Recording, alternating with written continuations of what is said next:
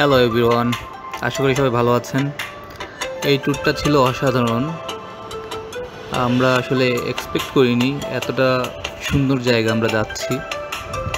শ্রীমঙ্গল যখন বাস থেকে আমরা নামলাম তখন ছিল একদম অন্ধকার।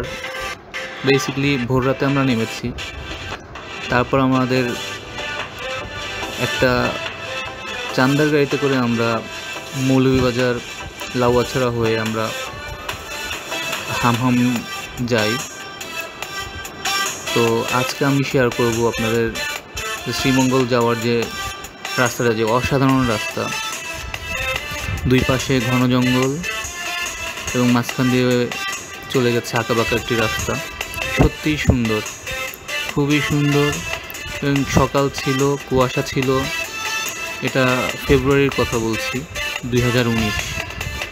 তো আমি এক্সপ্রেস করতে পারবো না যে ফিলিংসটা, আসলে এখানে ভিডিওতে খুব ভালো বোঝাও যাচ্ছে না।